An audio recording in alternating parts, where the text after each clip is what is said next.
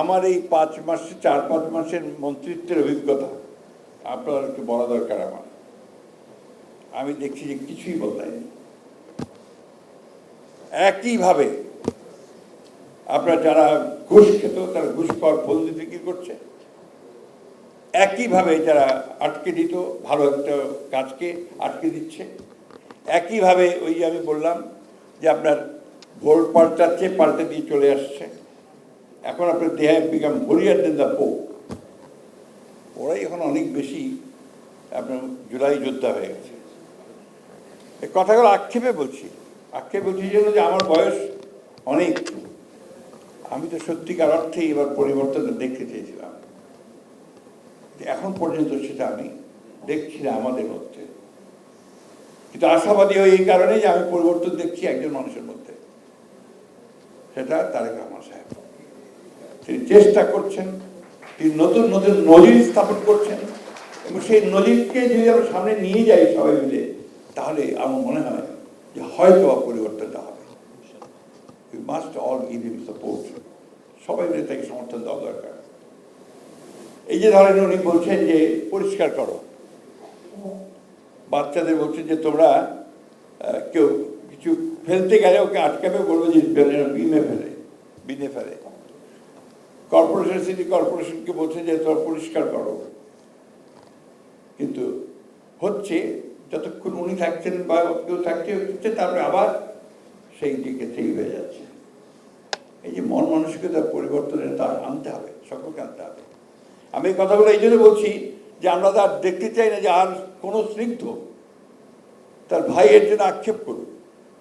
আমরা আর দেখতে চাই না যে আবু সাইদের বাবা মা যারা তাদের একমাত্র সন্তান নয়, উপার্জনকারী সন্তান, পড়তো এবং আপনার সেই সঙ্গে টিউশনি করতো, এই উপার্জনকারী সন্তানকে হারাতে হয়, ওয়াসিমকে হারাতে হয়, সেই ছোট্ট বাচ্চাগুলোকে হারাতে হয়। এটা আমরা কেউ চাই না। আর সেই জন্যই আমরা নতুন করে কাজ করতে চাই। আমরা যারা ক্ষমতায় যাই, নির্বাচনের মধ্য দিয়ে বলুন আর যেভাবে বলুন, কিছুদিন পরে বোধহয় আমাদের কেমিস্ট্রি কাজ করে একটা, আমার কাছে মনে হয় একটা রসায়ন কাজ করে যে আমি ক্ষমতায় আছি। আমি চোখে বলি যে চেয়ারটা, ওই চেয়ারটাকে আলাদা একটা কেমিস্ট্রি আছে, সেই কেমিস্ট্রিটা হচ্ছে যে ওই কেমিস্ট্রি আপনাকে ভিন্নভাবে চিন্তা করতে শুরু করে দেয়। এটার পরিবর্তন চেয়েছে ছেলেরা। আমি যখন আমরা আন্দোলন করছি ফ্যাসিবাদের বিরুদ্ধে, গণতন্ত্রকে আপনার রেস্টোরেশনের জন্য, পুনরুদ্ধারের জন্য, আওয়ামী লীগের বিরুদ্ধে সংসদ রাজনৈতিক দলগুলো মিলে আমরা অনেক সভা করেছি, বড় বড় সমাবেশ করেছি, আপনার মহাসমাবেশ করেছি সব জায়গাগুলোতে। একটা কথাই তখন মনে হতো, বলতাম, সেটা জোরে এসে বলতাম যে তরুণদের দেখতে পাই না। আমি সে কথা খুব জোরে সোরে বলেছি যে কোথায় আমার সেই সব তরুণেরা, যুবকেরা যারা পরিবর্তন আনবে। তরুণ যুবক সাথে পরিবর্তন হয় না। এবং নজরুলের সেই কথাও, কবিতাও বলতাম, কে আছো জোয়ান হওয়া গোয়ান হাকিছে ভবিষ্যৎ। কিন্তু দেখুন কি অলৌকিকভাবে এই জুলাইয়ে 24 জুলাইয়ে সেই তরুণরা নেমে আসলো। এবং নেমে আসলো, প্রথমে এসছে আপনার তাদের দাবিতে, নিজস্ব দাবিতে, পরবর্তীকালে সেই দাবি পরিণত হল পরিবর্তনের দাবি। এবং খুব পরিষ্কারভাবে সেই এই আন্দোলনের যে হটাও হাসিনা, বাঁচাও দেশ, এবং আলটিমেটলি হয়ে গেল।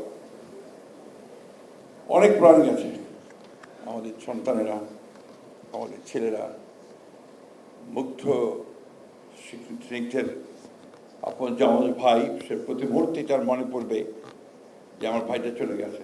আমরা যে ছবিটা দেখলাম যে মা এখনো ভুলতে পারছে না, তার ছেলে বোধহয় ভাবছে যে এখনো চলে আসলো, ছেলে তো গেছে চলে। সেদিন পার্লামেন্টে একজন মহিলা এমপি, নারী এমপি, তার সন্তানকে তিনি হারিয়েছেন। তিনি কথা বলছেন যে লস মাই সান। অনেক মূল্য দিতে হয়েছে, বহু মূল্য। এখন আমরা যদি এই মূল্য দেওয়াটাকে ধারণ করতে না পারি, সেটাকে সামনে রেখে যদি আমরা আপনার পরিবর্তনের চেষ্টা না করতে পারি, তাহলে তো আপনার এই মায়ের এই অশ্রুধারা, বীরের এই রক্তস্রোত এমনি এমনি হারিয়ে যাবে।